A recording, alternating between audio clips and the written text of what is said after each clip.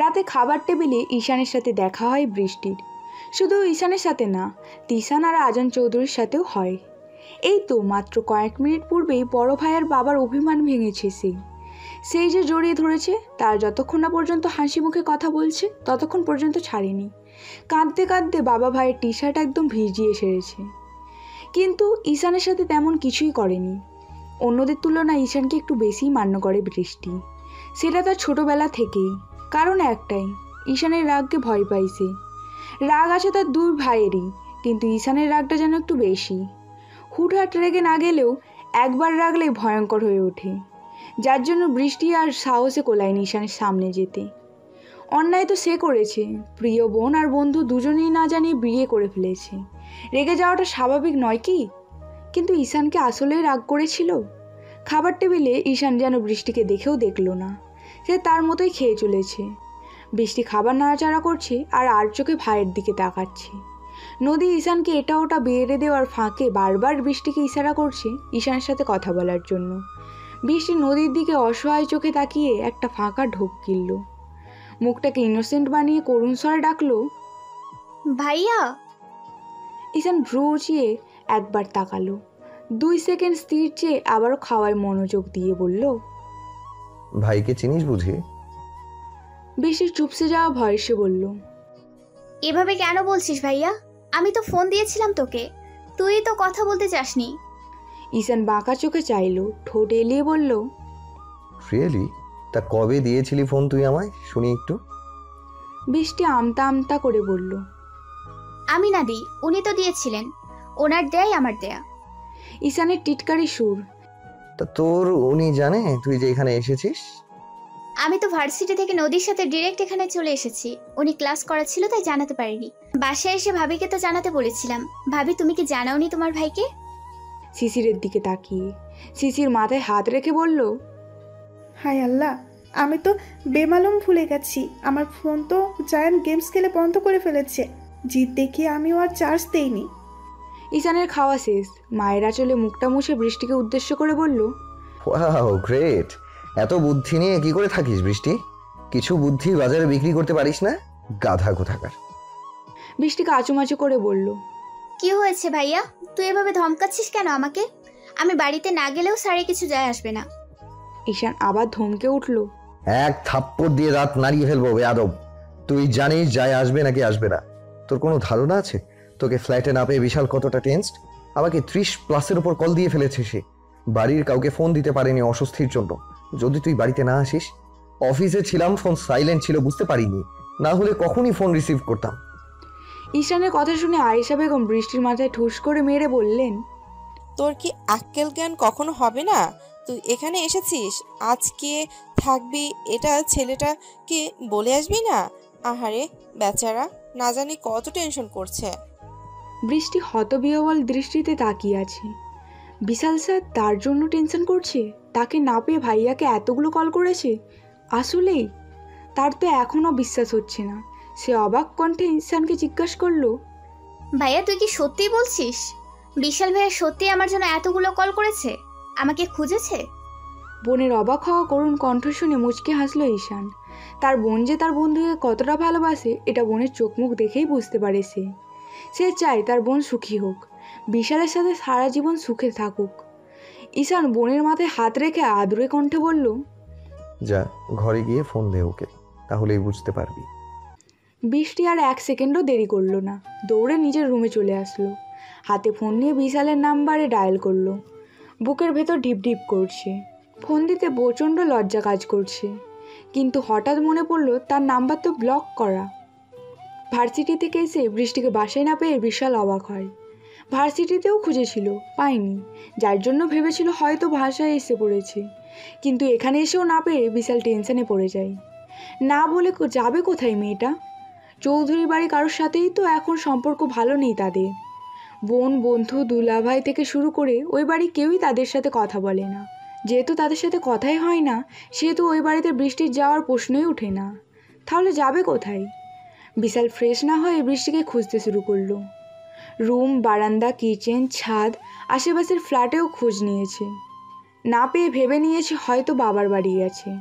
তাও ঈশানকে ফোন দিয়ে একবার শিওর হতে চেয়েছে, কিন্তু যখন দেখলো ঈশান ফোন তুলছে না তখন টেনশন বাড়তে লাগলো। বিশালের টেনশন পুরোপুরি বেড়ে গেল যখন তার আপুর ফোনও বন্ধ পেল। মেয়েটা এখন তার রেসপন্সিবিলিটি, না বলে কোথায় চলে যাবে। বিকাল থেকে রাত হয়ে গেল, একাধারে অনেক ফোন দেওয়া হয়ে গেছে ঈশানকে, কিন্তু ঈশান ফোন তুলেনি। ঈশান কখনোই বিশালের ফোন ইগনোর করে না, কিন্তু হঠাৎ কি হলো যে তার ফোন তুলছে না। অনেক চিন্তা ভাবনা করে সে শিলাকে কল করলো, কিন্তু আশ্চর্যের ব্যাপার শিলার ফোনও অফ। বিশাল আর বসে থাকলো না, বাইক নিয়ে বেরিয়ে পড়লো বউয়ের খোঁজে। ঠিক তখনই কল আসে ঈশানের, কথা বলে জানতে পারে বৃষ্টি ওই বাড়িতেই আছে। কথাটা শুনে মেজাজ গরম হয়ে গেলেও নিজেকে শান্ত রাখলো বিশাল। মেয়েটাকে সামনে পেলে কয়েকটা থাপ্পড় লাগিয়ে গাল গরম করে ফেললে হয়তো শান্তি পেত। এভাবে না বলে কেউ বাবার বাড়িতে চলে যায়? তাকে বললে সে কি বারণ করতো? বিয়াদব মেয়ে কোথাকার, কয়েকদিনই তার অবস্থা নাজেহাল করে দিচ্ছে। এর সাথে সারা জীবন সংসার করবে কি করে? বিশাল আবার ঈশানকে ফোন করে বৃষ্টির নাম্বার নেয়। তাদের মধ্যে আত্মীয়র একটা সম্পর্ক থাকলেও বিশালের কাছে কখনোই বৃষ্টির নাম্বার ছিল না। যেদিন বৃষ্টির সাথে তার বিয়ে হয়েছিল ওই দিনও বৃষ্টির নাম্বার নেয়নি সে। যা যোগাযোগ করেছে শিলার সাথে করেছে। সে সবসময় বৃষ্টির থেকে দূরে দূরে থেকেছে, বৃষ্টিকে যথারীতি ইগনোর করেছে। কিন্তু এখন পরিস্থিতি পুরোই পাল্টে গেছে। যে মেয়েটাকে সে সবসময় ইগনোর করতো, পাত্তা দিত না, সেই মেয়েটি এখন তার সহধর্মিণী। নাম্বার তো তুচ্ছ ব্যাপার, পুরো মেয়েটাকে এখন সারা জীবন তার কাছে রাখতে হবে। বৃষ্টির নাম্বারে ডায়াল করতে গিয়ে বিশালের ঠোঁটের কোণে হাসি ফুটে ওঠে।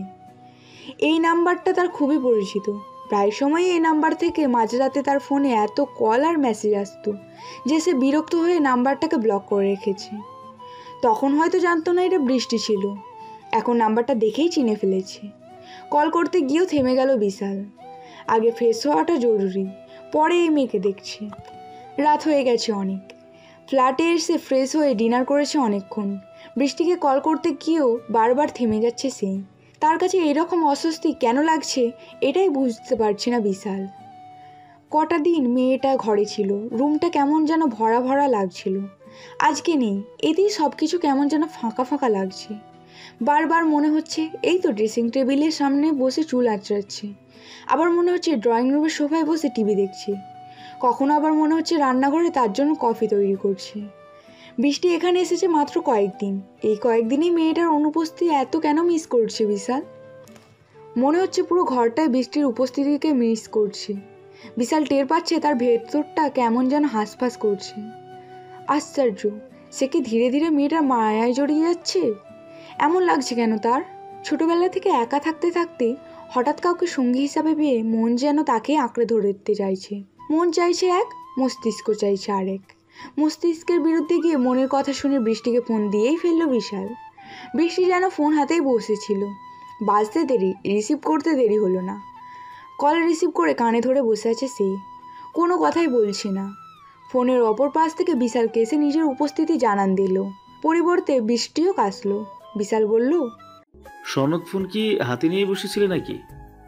বৃষ্টি তেড়াভাবে উত্তর দিল, কি করব, আমার হৃদয় তো কারো মতো পাশা নয় যে ব্লক লিস্টে ঝুলিয়ে রাখবো। কারো ফোনেরই অপেক্ষায় ছিলাম। বিশাল মুচকি হাসলো। তার মানে তুমি ছিলে সেই বেয়াদব মেয়েটা? হ্যাঁ, রাত বিরেতে একটা ছেলেকে ফোন দিয়ে উত্ত্যক্ত করতেছে? বৃষ্টি রেগে গিয়ে বলল, মোটেও আমি বেয়াদব মেয়ে না, আপনি শুধু শুধু আমাকে ব্লক করেছিলেন। বিশাল আবার হাসলো। তাই তুমি বেয়াদব মেয়ে না? না। তাহলে আমাকে না বলে চলে গেলা কেন? এটাও তো একটা বেয়াদবি। ফোনও কি করা যেত না? আজকে আসবে না এটা অন্তত জানাতে পারতে। বৃষ্টি খোঁচা মেরে বলল, কেন? আপনাকে কেন ফোন করব? আবার ব্লক খাওয়ার জন্য? বিশাল খাটে হেলান দিয়ে বসলো। বৃষ্টির কথায় মিটিমিটি হাসছে সে। তার মনটা এখন আসলে অনেক শান্তি লাগছে। বিশালকে কথা বলতে না দেখে বৃষ্টি জোর গলায় বলল, কি হলো, কথা বলছেন না কেন?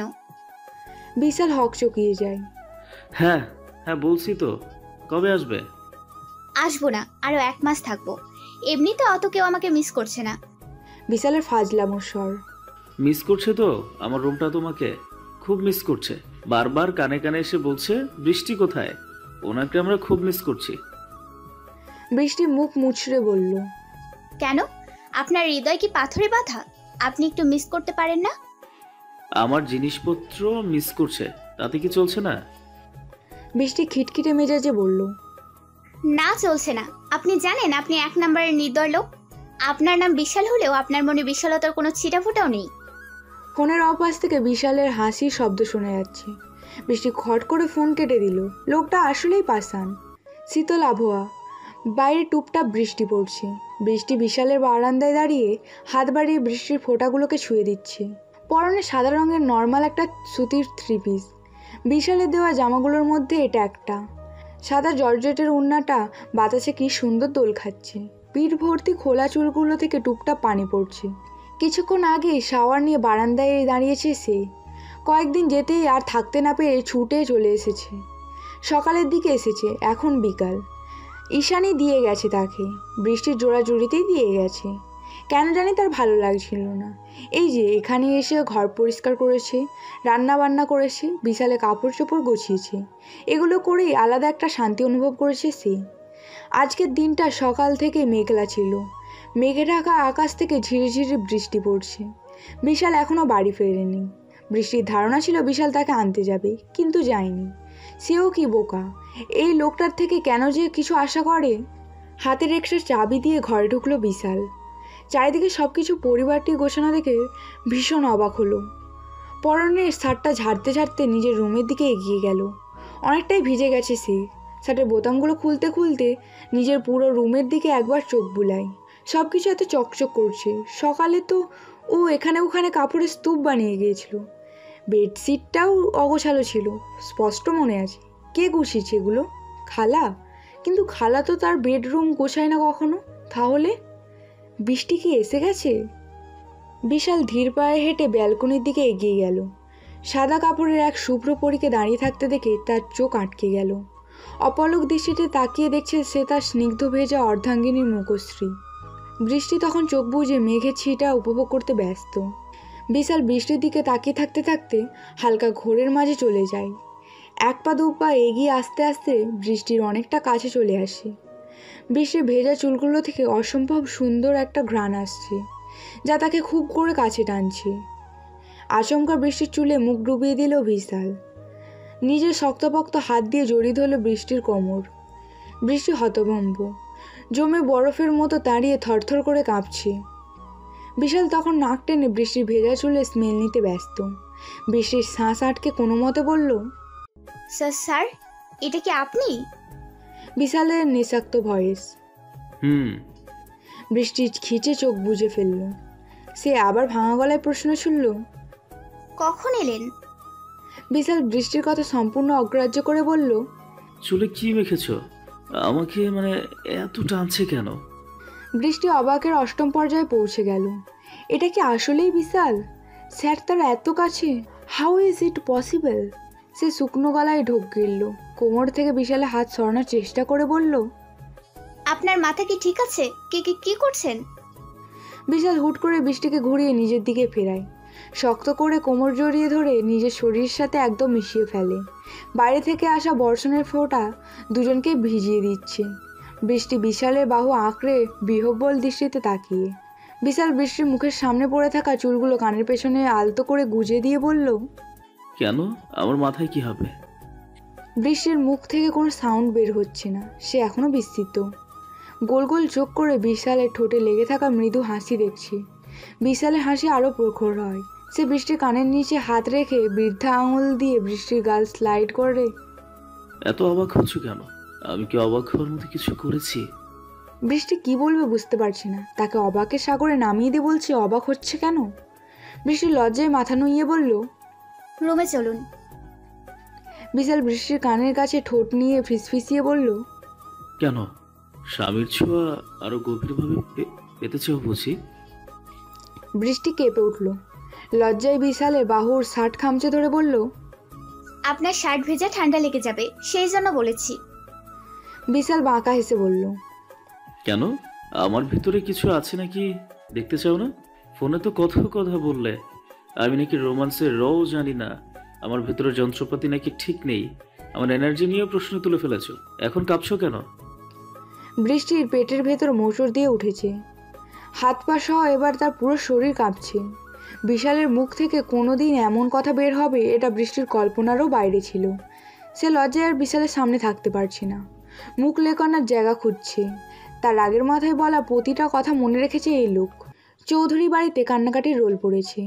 তিশানের কার অ্যাক্সিডেন্ট হয়েছে, এত গুরুতর কিছু না হলেও কমও হয়নি। কিছুক্ষণ আগে তিশানকে হসপিটাল থেকে বাসায় নিয়ে আসা হয়েছে। ডান পায়ে আর মাথায় অনেকটা ব্যথা পেয়েছে সে। মাথার সাদা ব্যান্ডেজটার ওপর দিয়ে রক্তের দাগ বোঝা যাচ্ছে। ঈশান আর আজান চৌধুরী ধরে তিশানকে বেডে শুইয়ে দিল। বেশ কিছুদিন বেড রেস্টে থাকতে বলে দিয়েছে ডাক্তার। তিশানের অবস্থা দেখে শিশির আর আয়েশা বেগম কান্নার বন্যা বইয়ে দিয়েছে বাড়িতে। জায়ানও তার বাবার শরীরে সাদা ব্যান্ডেজ দেখে ভয় পেয়েছে। বাবা এসেছে পর থেকে তার পাশে ঘেঁষে রয়েছে। আয়েশা বেগম ছেলের মাথায় বুকে হাত বুলিয়ে কপালে চুমু দিয়ে বেরিয়ে গেলেন। 2 রাকাত নফল নামাজ পড়বেন তিনি। আল্লাহ চেয়েছে বলে ওনার ছেলে এই যাত্রায় বেঁচে ফিরেছে। শিশির রান্নাঘরে এসেছে তিশানের জন্য স্যুপ বানাতে, কিন্তু কান্নার জন্য কিছুই করতে পারছে না। স্বামীর এই অবস্থা দেখে এখনও ভেতরটা কাঁপছে তার। আর সকালেও তিশান শিশিরের সাথে রাগারাগি করে বেরিয়েছে। কারণটা হলো জায়ান। তিশান এমনিতেই শিশিরের ওপর রেগেছিল, তার ওপর আজ শিশির জায়ানের গায়ে হাত তুলেছে। জায়ান খাবার নিয়ে খুবই বিরক্ত করছিল শিশিরকে, যার জন্য শিশির ছেলের নরম তুলোর মতো গালে থাপ্পড় মারে। ফর্সা গাল হওয়ায় সাথে সাথেই লাল হয়ে যায় জায়গাটা। তিশান সেটা দেখে ভীষণ রেগে যায়। শিশিরের ওপর এক প্রকার চিল্লাচিল্লি করে বাড়ি থেকে বেরিয়ে যায়। এর কয়েক ঘন্টা বাদে জানতে পারে তিশান অ্যাক্সিডেন্ট করেছে। সকালের কথাগুলো মনে পড়ে শিশিরের চোখ আবার ঝাপসা হয়ে উঠল। নদী শিশিরকে রান্নাঘরে এভাবে দাঁড়িয়ে কাঁদতে দেখে বলল, ভাইয়া এখন ভালো আছে ভাবি, আর কেঁদো না। আমি স্যুপ বানাচ্ছি, তুমি যাও রুমে গিয়ে দেখো ভাইয়া আর কিছু লাগবে কিনা। শিশির চোখ মুছে বলল, তোমাদের ভাই তো আমাকে সহ্যই করতে পারে না, গিয়ে কি করব? নদী মুচকি হেসে বলল, কে বলেছে সহ্য করতে পারে না? বেশি ভালোবাসে বলেই তো তোমার একটা কথায় এতটা রেগে আছে, যেন তুমি পরবর্তীতে এই কথা আর না বলতে পারো। এখন যাও, ভাইয়া রুমে একা আছে, কোনো দরকার হতে পারে। যাবো বলছো? আরে হ্যাঁ যাও। শিশির আলতো পায়ে ছুটে তাদের বেডরুমের দিকে চলে গেল। তিশান বালিশে হেলান দিয়ে চোখ বুজে শুয়ে আছে। শিশির দৌড়ে গিয়ে তিশানের বুকে মাথা রেখে হাউমাউ করে কাঁদতে লাগলো। তিশান অস্ফুট হাসলো। শিশিরের পিঠে হাত রেখে আদুরের স্বরে বলল, গায়ে সামান্য ব্যান্ডেজ দেখে এভাবে কাঁদছো? আবার আমাকে ছেড়ে যাওয়ার কথা বলো? মেয়ে মানুষের মন বোঝা বড় দায়। শিশির রেগে তিশানের বুকে জোরে কিল বসায়, ঠোঁট উল্টে কেঁদে দেয়। তুমি আমাকে একটুও ভালোবাসো না, আমি সত্যি এবার দূরে কোথাও চলে যাব, আর তোমাকে বিরক্ত করব না। তিশান শক্ত ধমক দিল, আরেকবার আমাকে ছেড়ে যাওয়ার কথা বললে পা ভেঙে ঘরে বসিয়ে রাখবো। শিশির লাজুক হেসে তিশানের বুকে নাক ঘষে কমল স্বরে বলল, আর বলবো না। নদী সুপের বাটিটা নিয়ে ঘরে ঢুকতেই দেখে রোমান্টিক সিন চলছে। সে দ্রুত ট্রেটা চোখের সামনে ধরে বলল, সরি আমি কিছু দেখিনি। নদীর গলা শুনে শিশির দ্রুত ঈশানের বুক থেকে উঠে পড়ল। নদী বোকা হেসে বলল, আমি নক করেই আসতাম, আর আসলে হাতে এটা ছিল তো। তিশান আফসোসের সুরে বলল, এসেছো ভালো কথা, চুপচাপ দাঁড়িয়ে থাকতে পারলা না। ইস, চুমুটা মিস করে গেলাম। নদী জোরে হেসে দেয়। শিশির চোখ গরম করে তাকায় তিশানের দিকে। তিশান মেকি হেসে বলল, মজা করছিলাম আমি, এভাবে তাকাচ্ছ কেন? নদী হাসতে হাসতে শিশিরের হাতে সুপের বাটিটা দিয়ে বলল, ভাইয়াকে খাইয়ে দিও ভাবি, গরম আছে। আমি গেলাম। নদী আর দাঁড়ালো না, ছুটে নিজের রুমের দিকে চলে গেল। সে সত্যি ভীষণ লজ্জা পেয়েছে। নিজের রুমে ঢোকা মাত্রই নদীর চোখ মুখ থেকে লজ্জা সরে গিয়ে বিস্ময়ের বাসা বাঁধল। ঈশান একটা ব্যাগে ছুটে ছুটে নিজের কাপড় চোপড় ভরছে। নদী প্রশ্নাত্মক দৃষ্টিতে চেয়ে আছে। ঈশান নদীর এমন একটা বিস্ময় ভরা চেহারার দিকে তাকিয়ে জোরপূর্বক হাসলো। নদীকে টেনে সামনে এনে এক হাত নদীর গালে রাখলো। ঠোঁটটা ভিজিয়ে নরম স্বরে বলল, 15 দিনের জন্য চিটাগাং যাচ্ছি ব্যবসার কাজে। বাবা এমনভাবে বলল, না করতে পারিনি। ভাইয়াই যেত, কিন্তু হঠাৎ অ্যাক্সিডেন্টটা হয়ে যাওয়ায় আমাকে যেতে হচ্ছে। নদীর চোখ থেকে টুপ করে এক ফোঁটা পানি গড়িয়ে পড়ল। ঈশান মুছে দিল, বোঝানোর স্বরে বলল, মন খারাপ করো না, আমি কাজ শেষ করে খুব দ্রুত চলে আসার ট্রাই করব। যাওয়াটা খুব জরুরি, না হলে তোমাকে রেখে এতদিনের জন্য আমি কখনোই যেতাম না। নদী ঠোঁট চেপে কান্না আটকানোর চেষ্টা করলো। শ্বাস আটকে বলল, কবে যাবে? ঈশান নদীর কপালে চুমু খায়, মাথাটা বুকে নিয়ে জানায়, আজই কিছুক্ষণ পর রওনা হব। নদী চোখ থেকে পানি পড়ছে। সে কান্নামাখা কণ্ঠে বলল, ও তাহলে যাচ্ছ না কেন? তোমার লেট হচ্ছে না? ঈশান নদীর মাথাটা বুক থেকে টেনে তুলে সোজা করলো। 2 হাতের তালুতে তার শ্রোতশ্রেণীর মুখটা আগলে ধরে চোখের পানিগুলো মুছে দিল। নদী কান্না ভেজা নয়নে তাকায় ঈশানের দিকে। আকস্মিক ঈশান নদীর কম্পিত ঠোঁট জোড়ায় নিজের ঠোঁট বসিয়ে দেয়। চোখ বুজে খুব যত্ন সহকারে গ্রহণ করতে থাকে প্রিয়সীর অধরের মধুরা স্বাদ। নদী নিজের অশ্রুসিক্ত আখি পল্লব ঠাটিয়ে বন্ধ করে ফেলে। পেছন থেকে খামচে ধরে ঈশানের শার্ট। কয়েক মিনিট বাদে ঈশান নদীকে ছেড়ে দিল। হাতের বৃদ্ধা আঙুল দিয়ে নদীর ভেজা ঠোঁটটা মুছে দিতে দিতে আদুরে স্বরে বলল, এভাবে কাঁদবে কি করে হবে জান? আমি কি দেশের বাইরে যাচ্ছি? মাত্র তো 15 দিন, দেখতে দেখতে চলে যাবে। নদী লজ্জায় অস্বস্তিতে উপর নিচ মাথা দোলায়। ঈশান নদীকে আরও লজ্জা দিতে তার কানের কাছে মুখ নিয়ে লো ভয়েসে বলল, ততদিনে তুমি নিজেকে প্রস্তুত করে নাও, আমি কিন্তু সহজে ছাড়ব না।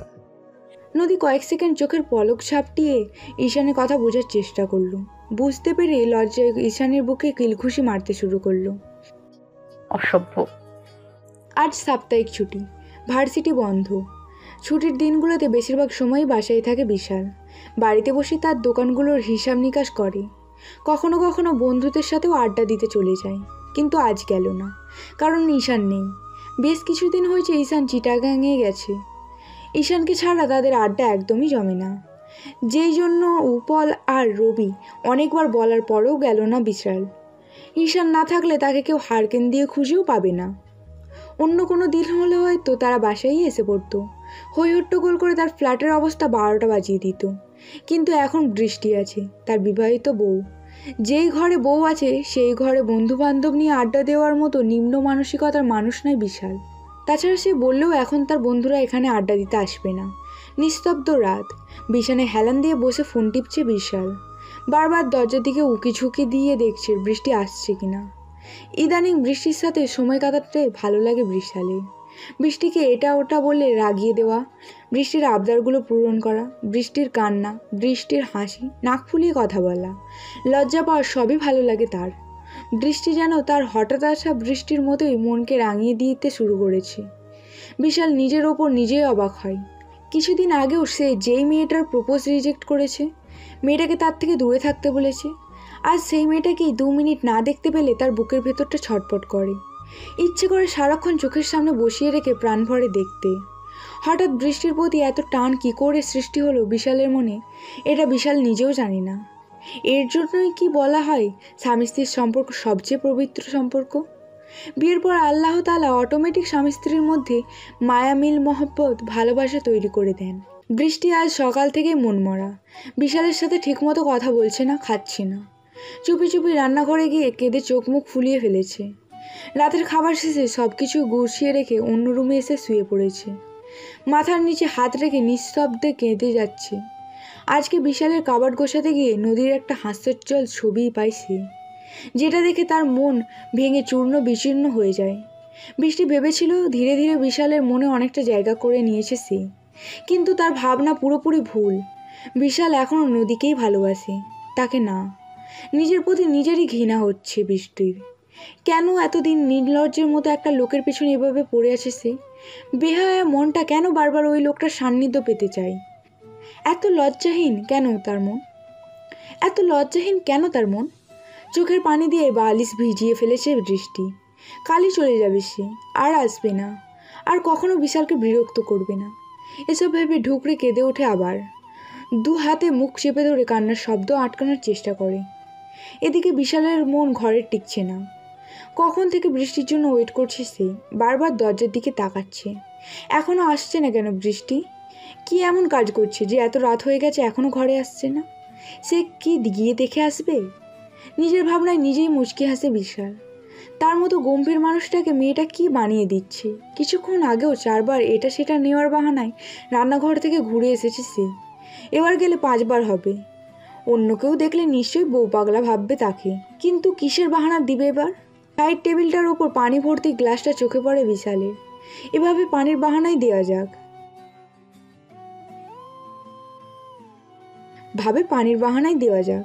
এই পর্যন্ত পানি খাওয়ার অজুহাতে 3বার দিয়েছে সে। এইবার দিলে বৃষ্টি কি ভাববে? পরক্ষণেই মনে করে ভাবলে ভাবুক, সে তো তাকে বোঝানোর জন্যই বারবার রান্না করে যাচ্ছে। বুঝতে পেরে রুমে চলে আসলেই তো হয়। গ্লাসের পানিটা টুক করে গিলে নেয় বিশাল। হাতে খালি গ্লাসটা নিয়ে আস্তে ধীরে এগিয়ে যায় রান্নাঘরের দিকে, কিন্তু অন্ধকার দেখে তার ভুরু কুঁচকে যায়। নিস্তব্ধে গ্লাসটা টেবিলে রেখে অন্য রুমের দিকে এগিয়ে যায়। বাইরে থেকে আসা ঝাপসা আলোয় দেখতে পায় বৃষ্টি কাঁথা মুড়ি দিয়ে শুয়ে আছে। বিশাল অবাক হয়।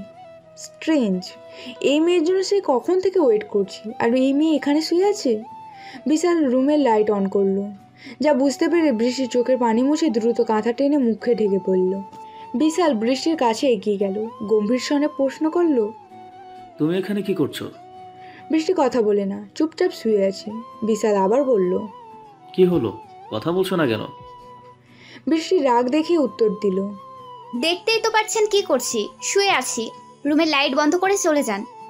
বিশালের কপালে ভাঁজ পড়ে। এমন করছে কেন মেয়েটা? আজ সকাল থেকেই কেমন খিটখিট করছে তার সাথে। বিশাল গলার স্বর একটু নরম করে বলল, এই রুমে কেন?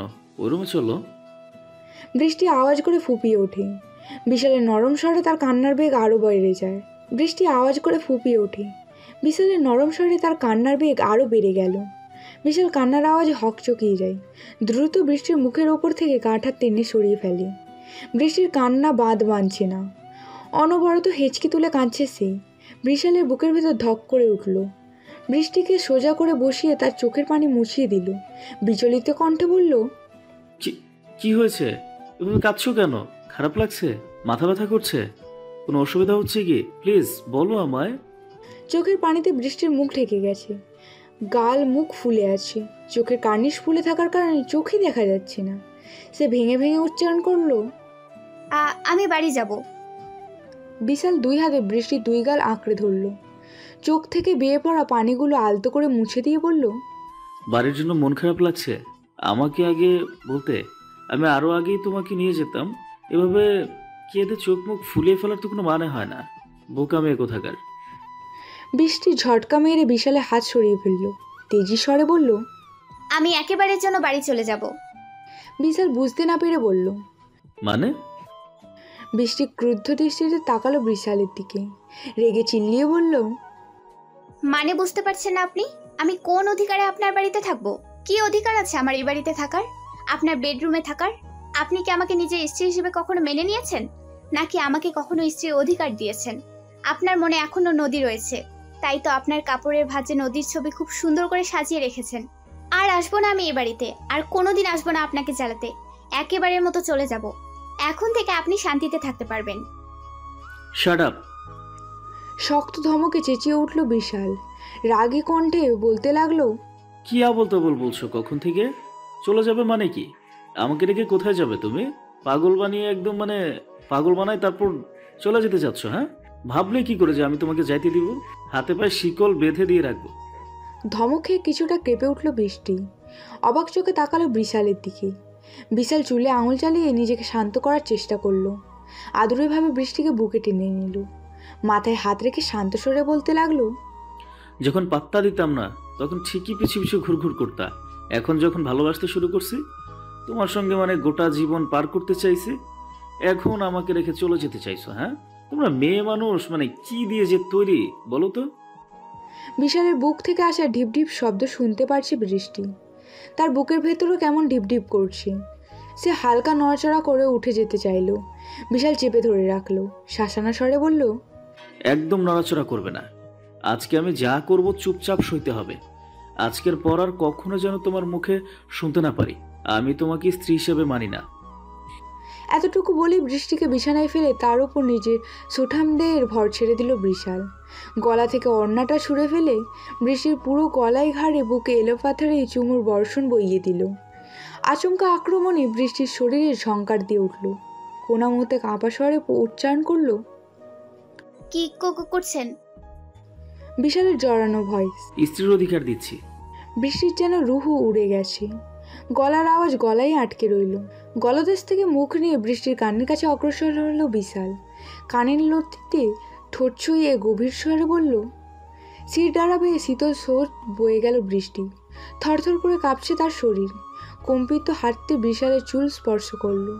অস্পষ্ট সুরে উচ্চারণ করলো, স্যার। আর কথা বলতে পারল না বৃষ্টি। বিশাল তার কালচে ঠোঁটজোড়া দিয়ে বৃষ্টির নরম ঠোঁটজোড়া আটকে ধরল। ধীরে ধীরে গাঢ়তর হতে লাগলো স্পর্শ। বৃষ্টির পুরো পৃথিবী অচেনা অজানা হয়ে গেল। বিশালের ভয়ানক স্পর্শে তার মন তখন ছন্নছাড়া। রাত যত গভীর, বিশালের উন্মাদনা তত বাড়তে লাগলো। বৃষ্টি আর বাধা দিল না, বরং বিশালের পাগলামতে তাল মিলালো। বিশাল যেন আশ্বাস পেল। বৃষ্টিকে আরও বেশি করে জেঁকে ধরল। বৃষ্টি হতভম্ব হয়ে সারা রাত বিশালের এক নতুন রূপ দেখে গেল, যেটা ওকে ছাড়া আর কারোর সামনে আনেনি বিশাল। বিশালকে আনরোমান্টিক বলে নেহাতি ভুল করেছিল বৃষ্টি, খুব বড় ভুল। আজ সেই ভুলের মাসুল হাড়ে হাড়ে টের পাচ্ছে সে। ঘুম থেকে আজ একটু বেশি বেলা করে উঠেছে বৃষ্টি। উঠতে গিয়ে মনে হচ্ছে সারা শরীরে নতুন এক ব্যথার সূচনা। ঠোঁটের তৃপ্তি হাসি ঝুলিয়ে পাশে ঘুমন্ত বিশালের দিকে তাকালো সে। বিশাল খালি গায়ে ওপর হয়ে শুয়ে আছে, কোমর অবধি চাদর টানা। সারা রাত যা পাগলামি করেছে, এখন পড়ে পড়ে ঘুমানোটা অস্বাভাবিক কিছু নয়। বৃষ্টির মুখ রক্তিম হয়, বারবার চোখের সামনে ভাসছে বিশালের করা পাগলামোগুলো। বিশাল এখন গভীর ঘুমে। বৃষ্টি আলগোছে বিশালের চুলে হাত বুলায়, গালে একটা ছোট্ট পরশ এঁকে বিছানা থেকে নেমে পড়ে। শাওয়ারের জন্য ওয়াশরুমে ঢুকেই নিজের দিকে তাকিয়ে অবাক হয়ে যায়। ওয়াশরুমের মিররে নিজের প্রতিবিম্ব স্পষ্ট। গলার কাছে কালশিটে একটা দাগ পড়ে আছে, ঠোঁটেও একই অবস্থা। সেখানে হাত ছুঁয়ে লাজুক হাসলো বৃষ্টি। কি মনে করে যেন গায়ের জামাটা একটু নিচের দিকে টেনে বক্ষস্থলের দিকে তাকালো। পরপর একই দাগ দেখে গলা শুকিয়ে আসলো। লজ্জায় আর আয়নার সামনে দাঁড়িয়ে থাকতে সক্ষম হলো না সে। দ্রুততার সহিত শাওয়ার নিতে শুরু করে। বিশালের সামনে কিভাবে যাবে এখন? লজ্জায় সারা শরীর ঝিলিক দিয়ে উঠছে তার। আজ 10 দিন হতে চলল ঈশান চিটাগাংয়ে গেছে। এর মধ্যে নদী আবার গিয়ে 2 দিন বাবার বাড়িতে থেকে এসেছে। নজরুল সাহেব নিজে এসে মেয়েকে নিয়ে গেছেন। মেয়েটা বাড়ি থেকে যাওয়ার পরই থেকেই ওনার বুকটা ফাঁকা ফাঁকা লাগছিল। শিউলি বেগমেরও একই অবস্থা। তাই স্ত্রীর জোড়াজুড়িতে 2 হাত ভর্তি উপহার সামগ্রী নিয়ে মেয়ের শ্বশুরবাড়িতে উপস্থিত হন নজরুল সাহেব। যেহেতু ঈশান নেই, সেহেতু মেয়েটা কয়েকটা দিন তাদের সাথেই থেকে আসুক। আজ বিকালে বাবার বাড়ি থেকে ফিরেছে নদী। বাবার বাড়ি গিয়ে বাবার মুখ থেকে ঈশানের এত প্রশংসা শুনেছে যে এখন তার হজমে সমস্যা হচ্ছে। যে লোক এই ছেলের কাছে মেয়ের বিয়ে দেবে না বলে বাড়িতে এক প্রকার ঝড় উঠিয়েছিল, সেই লোকে এখন মেয়ের জামাই বলতে পাগল। জামাই ছাড়া কিছু বোঝে না। গুরুত্বপূর্ণ হোক, সাধারণ হোক, ছোটোখাটো হোক, আগে ঈশানের সাথে কথা বলে ডিসিশন নেন নজরুল সাহেব। মনে মনে উনি ওনার বড় ছেলে পেয়ে গেছেন। বিয়ের মাত্র কয়েকদিনের মাথায় ঈশান কি এমন করে তার বদমেজাজি বাপকে এভাবে পটিয়ে ফেললো, মাথায় আসে না নদীর।